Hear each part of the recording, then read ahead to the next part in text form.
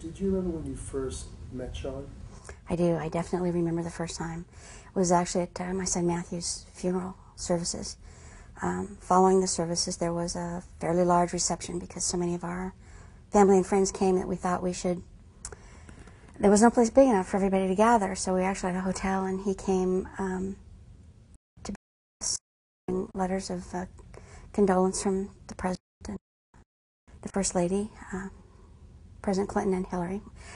It was very odd. I remember thinking how weird my life had suddenly become, that our whole family, and here's a representative from the White House, the whole situation was just so surreal. But he was a real trooper. He was very attentive to our family. He actually sat at a table with some of Dennis's brothers and kids, and they all adored him, which right away told me that he was a good guy. I became a member, fairly active part of the Human Rights campaign in D.C., and whenever I would go to D.C., I would call Sean, and we would have breakfast at the White House or lunch or dinner or something, and he would give me tours. He was so helpful with just general questions, because I was total newbie to the gay world. You know, I knew nothing, literally. He was very patient with me and answered a lot of really broad questions. I felt like what my work needed to be was in general and not specific, and he was really helpful there with like fundraising questions and important people and who to really trust and who maybe to question. And he was just brilliant, so giving of his time. Could you explain the nature of which you're working together? Well, there've been a few things. Right now, what it is the 2020 broadcast, trying to change history, really, about what happened to Matt that night.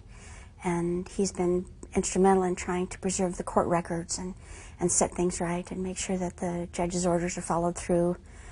You know, from now on, we can't really do anything about what happened already, but we can try and prevent it from happening again. And he's just been right on the ball with that.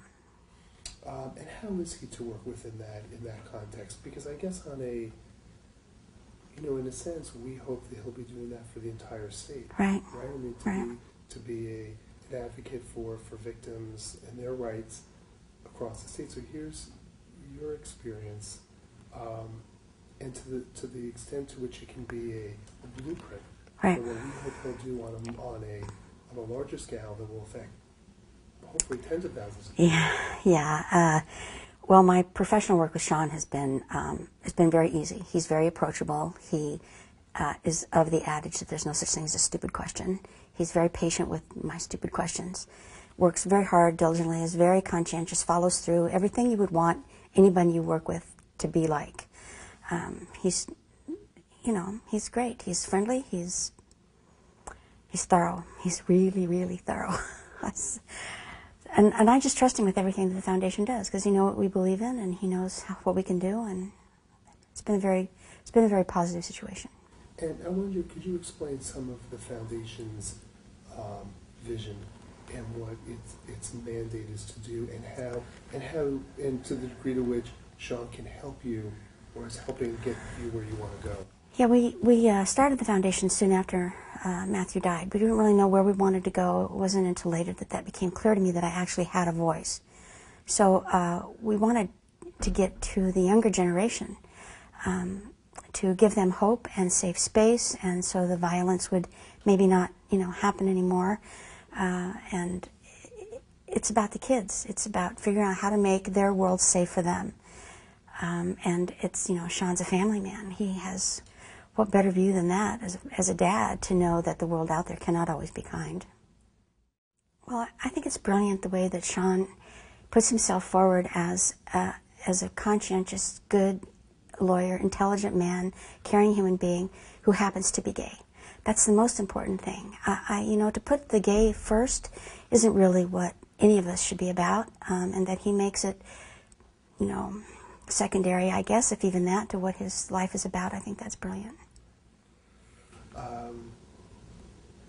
Also, when I asked you how you left the White House, right. What was President Clinton's response, and the sense, in ways, if any, in which he reached out to you in the wake of Matthew's death? President Clinton was he was very generous and kind, and called the hospital actually while we were there with Matthew. It was sort of awkward. We felt very much like we needed to be a family and didn't want outside interruptions from anyone, which I suppose now as I look back seemed a little, who to tell the president no, right?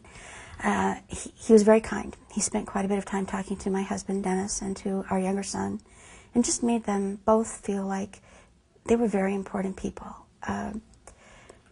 I spoke to him, but just very briefly, and later had the wonderful opportunity to meet him through Sean. I sometimes feel that when we work toward victims' rights or hate crime laws, that the gay and lesbian, bisexual, transgendered community is sort of, no one really understands it who's in power. They have no idea the difficulties day by day that these young people go through, whether they're gay or perceived to be gay. It's a terrible problem, and he, of course, has an insight into that would just be invaluable for what I'm trying to do, and victims' rights in general. Someone who's gone through life with a built-in, who's gone through some kind of prejudice and bigotry, they understand that, and many people in power have not experienced that. And do you feel like that made a difference in your personal connections? Did you feel that with Sean? Did you feel like there was a level of sensitivity and understanding that spoke to the fact that he has a kind of first-hand knowledge? I did. I felt that he could help me understand Matt. Matt and his life better, based on what Sean knew about the community, and because I really hadn't spent a lot of time with Matt once he came out to me. We were living overseas and he was here, and I just didn't know.